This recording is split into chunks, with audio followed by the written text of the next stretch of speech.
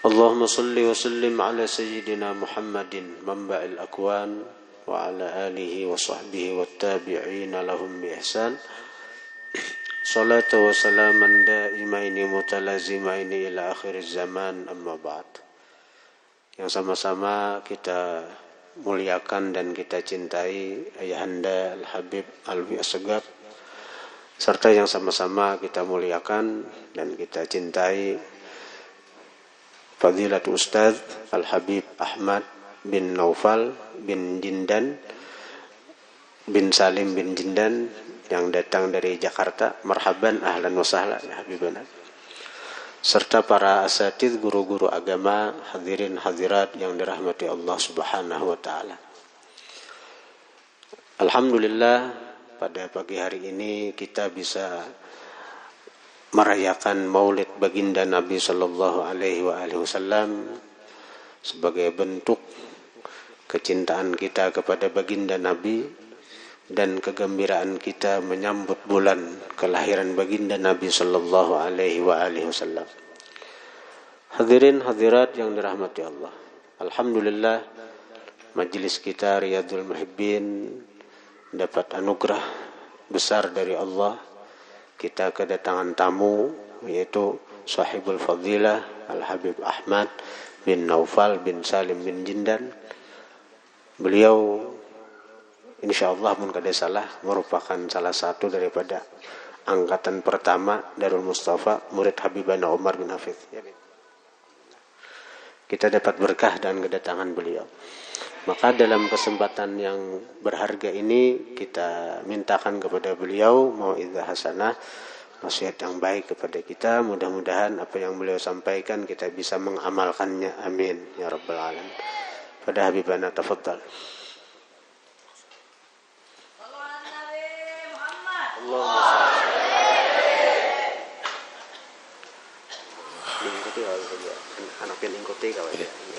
Assalamualaikum warahmatullahi wabarakatuh. Alhamdulillah ala ma an'am wa ala ma takarram. Allahumma salli wa sallim wa barik wa karrim ala sayyidina Muhammadin al-habibil a'zam wa ala alihi wa sahbihi wa man ala silkihi intadam. Amma ba'du. Alhamdulillah, para habaib, para alim ulama, wabil khusus sahibul bait, pengasuh dari pondok pesantren Riyadul Al-Muhibbin, yaitu Da'ilullah Al-Ustaz Al-Haj Muhammad Syahubari, yang mudah-mudahan diberikan kesehatan oleh Allah Subhanahu wa taala. Orang tua kita Al-Walid Al-Habib Alawi Assegaf, yang mudah-mudahan diberikan sehat, afiat, panjang umur, keberkahan dari Allah Subhanahu wa taala. Hadirin wal hadirat yang dimuliakan oleh Allah Subhanahu wa taala. Alangkah beruntung kita di pagi hari yang mulia ini, di tempat ini kita dikumpulkan oleh Allah Ta'ala di suatu taman para pecinta. Ini tempat namanya Raudhatul Muhibbin. InsyaAllah kita menjadi pecinta-pecinta sejati kepada Nabi besar Muhammad sallallahu alaihi wasallam. Dan para pecinta kepada Rasulullah, tempat mereka semacam ini. Para pecinta, tempat mereka semacam ini adalah masjid, adalah ilmu, adalah tempat-tempat zikir, tempat-tempat salat ala Nabi Muhammad sallallahu alaihi wasallam.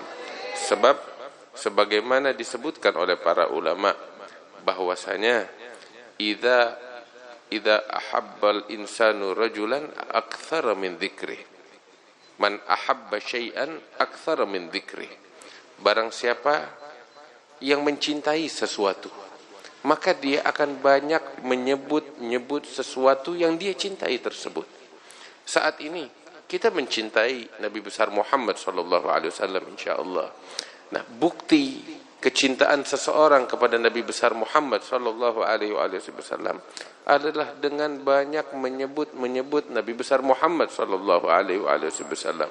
Sebab dahulu kita melihat para pecinta sejati. Siapa mereka? Para pecinta sejati adalah para sahabat Rasulullah SAW, generasi pertama dan keluarga Nabi Muhammad SAW. Kecintaan mereka kepada Rasulullah SAW bukan hanya sebatas pengakuan belaka, tetapi mereka buktikan cinta mereka. Dan saking besarnya kecintaan mereka kepada Rasulullah SAW, saking agungnya dan nampak jelas di mata manusia kecintaan besar mereka kepada Rasulullah SAW, hingga orang-orang kafir pun yang hidup di masa itu, yang memerangi Nabi Muhammad dan para sahabat, mereka mengakui betapa besar penghormatan sahabat Nabi Muhammad SAW kepada beliau, betapa besar kecintaan para sahabat Nabi Muhammad SAW kepada beliau, sampai ada seorang yang saat itu masih dalam keadaan kafir, yaitu Suhail bin Amr, salah seorang kafir saat itu. Kemudian beliau masuk Islam. Suhail bin Amr ini, beliau menyaksikan dan beliau mengatakan, sungguh aku ini telah berjumpa dengan Kaisar Romawi, dan aku melihat bagaimana bangsa Romawi menghormati kaisar mereka, dan aku pun telah berjumpa dengan Maharaja Persia, dan aku telah melihat bagaimana bangsa Persia mengagungkan, menghormati maharaja mereka. Tetapi demi Allah, ma ra'aitu ahadan yuhibbu ahadan, aw ma ra'aitu ahadan yu'azzimu ahadan kama yu'azzimu ashabu Muhammadin Muhammada. Saya tidak pernah lihat, demi Allah, saya belum pernah melihat seseorang mengagungkan orang lain sebagaimana sahabat-sahabatnya Muhammad mengagungkan Muhammad sallallahu alaihi wasallam. Ini dinyatakan oleh seorang musuh, seorang kafir saat itu. Wal fadlu ma syahidat bihil a'da'u. Kemuliaan yang sesungguhnya adalah kemuliaan yang diakui oleh musuh. Dan inilah para sahabat Rasulullah sallallahu alaihi wasallam.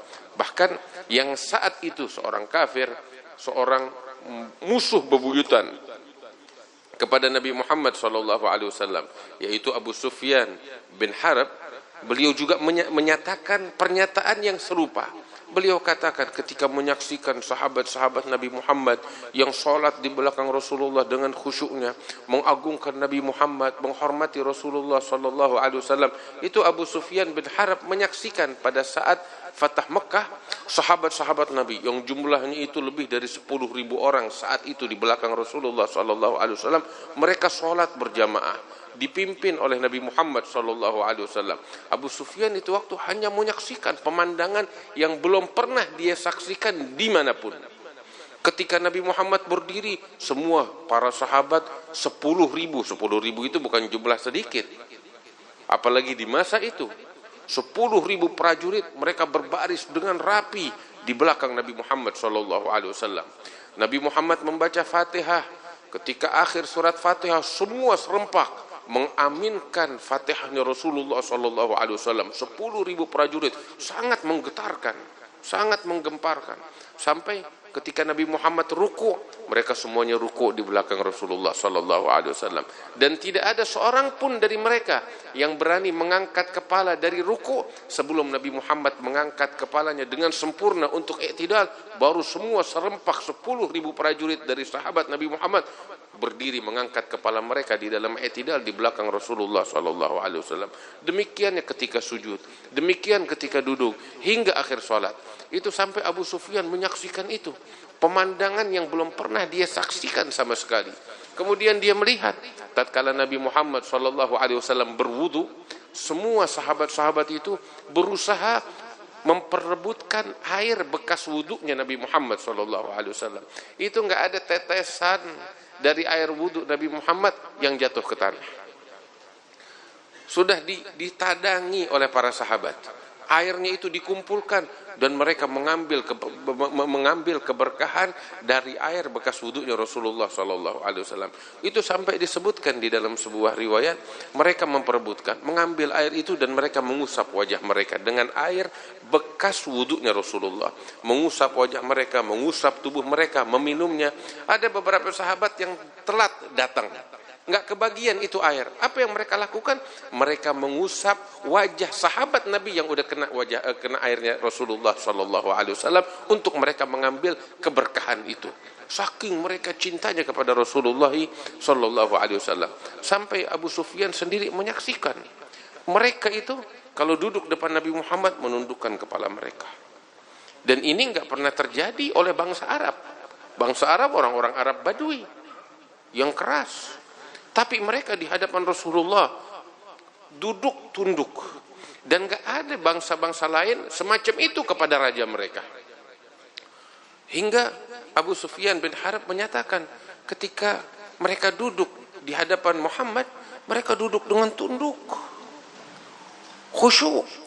Ka'anna ala ru'usihim at-tayr. Seakan-akan hinggap di kepala mereka itu burung. Saking khusyuknya mereka, saking tenangnya mereka. Wala yarfa'una aswatahum 'inda Rasulillah sallallahu alaihi wasallam. Dan tidak ada suara yang diangkat di hadapan Nabi Muhammad sallallahu alaihi wasallam. Bayangin, 10.000 orang dalam keadaan tenang semuanya. Ini pemandangan yang luar biasa. Pemandangan yang hebat. Kadang kita 10 orang udah ribut. 100 orang udah ribut. 1000 orang ada sesuatu, gaduh. 10.000 orang semuanya hening.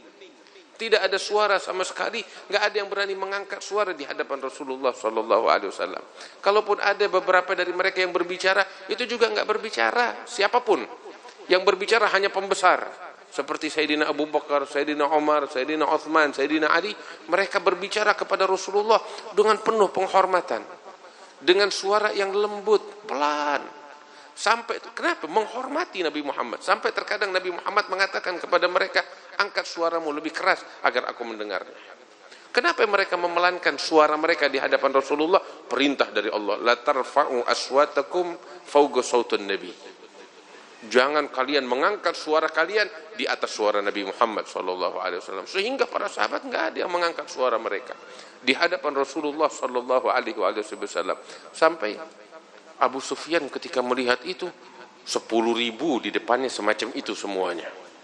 Menghormati, mencintai Nabi Muhammad SAW, hingga beliau katakan, ini Abu Sufyan saat itu dalam keadaan kafir, beliau katakan di dalam ucapannya, Wallah, ma ra'aitu ahadan yuhibbu ahadan kama yuhibbu ashabu Muhammadin Muhammada. Demi Allah, saya enggak pernah melihat sekelompok manusia yang mencintai seseorang seperti sahabat-sahabatnya Muhammad mencintai Muhammad sallallahu alaihi wasallam. Inilah kecintaan sejati. Mereka rela berkorban nyawa, mereka rela berkorban harta, mereka rela berkorban segalanya demi untuk Nabi besar Muhammad sallallahu alaihi wasallam. Itu ada seorang wanita. Ketika Nabi Muhammad sallallahu alaihi wasallam pergi bersama para sahabatnya di medan perang Uhud, ada seorang wanita, ayahnya ikut bertempur bersama Rasulullah di medan perang Uhud. Suaminya ikut juga bersama rombongannya Nabi Muhammad SAW. Anaknya juga ikut bersama Nabi Muhammad SAW. Mereka hadir peperangan Uhud, berjuang membela agama Allah Subhanahu Wa Taala, sampai akhirnya mereka ini terbunuh bersama para sahabat-sahabat yang lain. Sekitar 70 orang sahabat terbunuh di medan perang Uhud, termaksud ketiga orang ini, si ayah, suami, dan anak. Usai pertempuran, Nabi Muhammad kembali bersama prajurit yang tersisa ke kota Madinah. Si perempuan ini menunggu di tengah jalan, menunggu kembalinya prajurit, sebab suaminya di situ, ayahnya di situ, anaknya di situ. Maka ada beberapa orang yang kenal dengan perempuan ini memberikan berita, wahai ibu, sabar, ayahmu terbunuh di medan perang Uhud, dia nggak bakal kembali, dikubur di sana. Maka ini perempuan nggak menangis, dia diam, sabar. Ibu-ibu yang hadir di sini kalau ayahnya terbunuh di medan perang pastinya nangis, iya kan? Tapi ini perempuan enggak, dia dengan tenang bersabar, nggak dihiraukan berita itu. Enggak lama datang lagi orang yang kenal kepada perempuan ini, melihat dia menunggu. Orang ini bilang, wahai ibu, sabar, ada berita enggak enak. Apa itu? Suamimu terbunuh di medan perang. Tapi itu berita, tetap ini perempuan di tempatnya, nggak menghiraukan berita itu dengan sabar. Suaminya terbunuh. Dia dengan tabah. Nggak lama datang orang ketiga yang kenal kepada nih perempuan. Nggak tega melihat nih perempuan menanti. Rombongan satu persatu prajurit mulai berdatangan. Nabi Muhammad masih di belakang. Datang orang ketiga bilang, wahai ibu, kamu menanti anakmu, dia nggak bakal balik ke Madinah. Dia udah dikubur di medan perang Uhud. Anakmu terbunuh di medan perang Uhud. Anaknya terbunuh. Dia sabar, nggak menangis sama sekali. Hingga akhirnya rombongan prajurit mulai berdatangan. Maka dia bertanya, kaifa halu Rasulullah sallallahu alaihi wasallam. Ternyata yang ada di benaknya selama ini bukan ayahnya, bukan suaminya, bukan anaknya. Maka dikatakan Rasulullah dalam keadaan baik, selamat. Ini perempuan nggak percaya. Aruni, iya, perlihatkan kepadaku sosok Nabi Muhammad sallallahu alaihi wasallam. Maka mereka bilang, tunggu sebentar, nanti rombongan datang. Begitu rombongan Nabi Muhammad datang, dan betul nampak Rasulullah di atas untanya dalam keadaan selamat, walaupun terluka parah di medan perang Uhud. Ketika perempuan ini melihat Rasulullah selamat, dia gembira. Dan dia katakan, demi Allah, wallah kullu musibatin ba'daka jalalu. Demi Allah, setiap musibah, yang penting engkau selamat ya Rasulullah, semua musibah itu kecil, nggak ada artinya. Padahal ayahnya terbunuh, suaminya terbunuh, anaknya terbunuh, tetapi di benak mereka para sahabat Rasulullah adalah kecintaan mereka yang sangat besar kepada Rasulullah sallallahu alaihi wasallam. Sebab mereka yakin betul, mereka sadar betul, suami mereka yang terbunuh di medan perang, tempat mereka adalah surga. Syahadah fi sabilillah. Kehidupan dunia hanya sementara, tetapi yang jadi beban fikiran besar mereka adalah Rasulullah sallallahu alaihi wasallam, utusan Allah yang membawa agama Allah Subhanahu wa taala untuk umat manusia sekalian, rahmatan lil alamin. Inilah kecintaan mereka para sahabat Rasulullah sallallahu alaihi wasallam. Karena itu, hadirin yang dimuliakan Allah, kita kalau mau melihat bagaimana sifat seorang pecinta kepada Rasulullah, lihatlah bagaimana para sahabat Rasulullah sallallahu alaihi wasallam. Bagaimana mereka mencintai Nabi Muhammad SAW, sehingga kita teladani mereka di dalam cinta. Para sahabat di dalam cinta mereka kepada Rasulullah nggak pernah ninggalin sholat berjamaah di masjid bersama Nabi Muhammad SAW. Itu para pecinta sejati. Nah, kita ketika kita menyatakan cinta kepada Rasulullah juga demikian. Salat 5 waktu kita berjamaah di masjid. Sebab begini dahulu para sahabat ketika mencintai Rasulullah sallallahu alaihi wasallam. Mereka enggak pernah meninggalkan 5 waktu di masjid bersama Rasulullah sallallahu alaihi wasallam. Beberapa dari mereka itu enggak pernah berbicara apapun kecuali tentang Rasulullah. Sebab memang apa yang mau diomongin? Apa yang enak dibicarakan selain Nabi besar Muhammad sallallahu alaihi wasallam? Sehingga buah bibirnya para sahabat tuh kalau mereka berbicara satu sama lain, yang mereka bicarakan sosok Nabi besar Muhammad sallallahu alaihi wasallam. Yang mereka bicarakan tentang akhlak Rasulullah, tentang pribadi Rasulullah, tentang sifatnya Rasulullah. Itu Sayyidina Al-Hasan bin Ali bin Abi Thalib radhiyallahu taala anhu wa ardah. Itu beliau ini, Sayyidina Hasan, ketika wafat Rasulullah usianya sekitar 8 tahun lebih kurang. Sedangkan Sayyidina Husain ketika wafat Rasulullah sekitar 7 tahun lebih kurang. Mereka hidup bersama Nabi Muhammad, ingat Rasulullah, tetapi saat itu mereka masih anak-anak. Ya. Sehingga ketika mereka dewasa, itu yang menjadi idola mereka adalah kakek mereka Rasulullah sallallahu alaihi wasallam. Tapi karena Rasulullah wafat, mereka masih anak-anak, mereka terkadang bertanya kepada orang-orang yang hidup bersama Nabi Muhammad, lebih mengenal kepada Rasulullah sallallahu alaihi wasallam. Sehingga dalam suatu riwayat sebagaimana diriwayatkan oleh Imam At-Tirmidzi, bahwasanya Sayyidina Hasan bin Ali bin Abi Thalib datang kepada bibi beliau yang bernama Halah, atau kepada paman beliau Halah, ya, bin Abi Halah, anak daripada Sayyidah Khadijah radhiyallahu taala anha wa ardhaha, dari suaminya sebelum Nabi Muhammad sallallahu alaihi wasallam. Kebetulan Halah ini diasuh oleh Nabi Muhammad sehingga dekat dengan Rasulullah.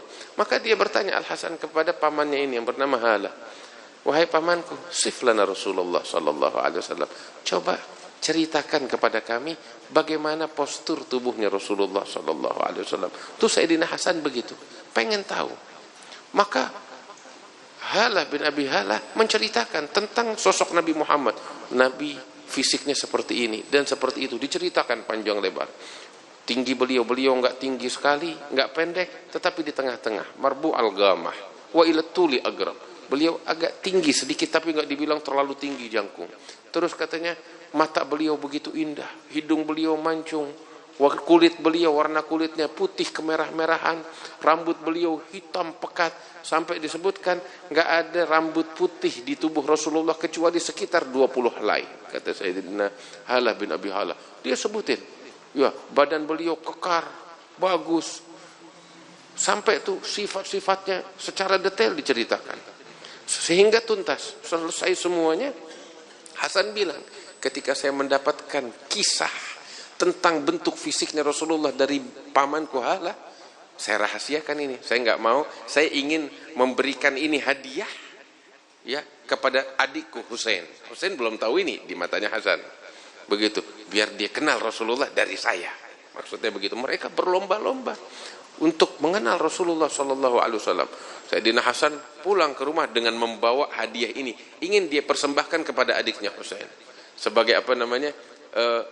Kejutan. Kamu nggak punya nih, saya pengen kasih tentang Rasulullah. Sebab mereka mencintai Nabi Muhammad sallallahu alaihi wasallam.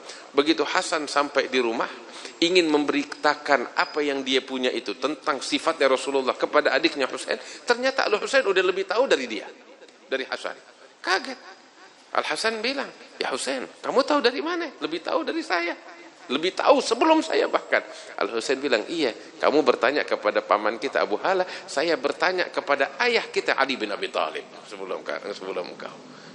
Mereka berlomba-lomba demi untuk mengenal Nabi besar Muhammad sallallahu alaihi wasallam. Kenapa begitu? Karena cinta kepada Rasulullah sallallahu alaihi wasallam. Dan kita ambil pelajaran dari sini. Para pecinta sejati, mereka itu selalu penasaran dengan kekasihnya. Kita sekarang nih, saat ini kita kumpul di sini, kita baca kitab Maulid Simtud Durar yang disusun oleh Sayyidina Al-Habib Ali bin Muhammad bin Husain Al-Habsyi. Kita baca, kita merasakan kenikmatan, ketentraman, kebahagiaan. Iya kan?